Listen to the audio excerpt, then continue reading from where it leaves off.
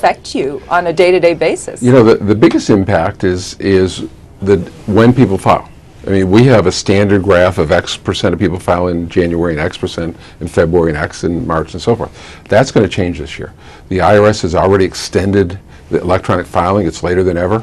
Refunds are going to start later than ever in the history of the 25 years of electronic filing. So the economy is going to be affected because refunds are going to be later. So we expect the filing patterns during the tax season to move towards April.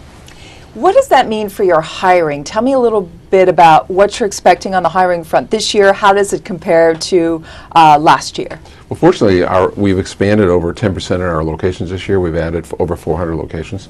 So last year we had almost 50,000 seasonal employees. This year we'll have about 55,000 seasonal employees. But if they push the peak from January in more pronounced in February, we'll have to hire another 5,000 or 10,000 people just to handle that busiest week of the tax season, which is traditionally the first week of February. Now, let me ask you, you raised this point that we'll see an impact on the economy if these refund checks are delayed. Something I've never actually thought about. What is the correlation, or how much of an impact potentially could we have? What's the average refund check? Is it spent all in full?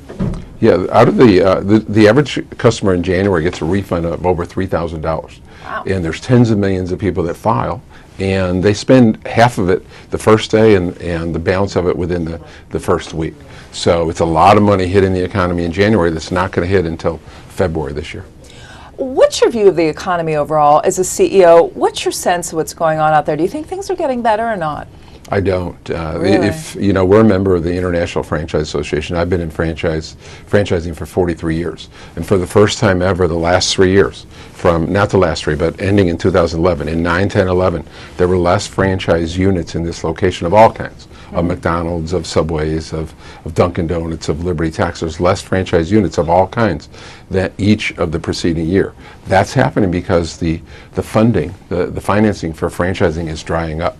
Liberty's fortunate. We're in a good market, a growing market. It's recession resistant because it's death and taxes and change, and it incorporates all that.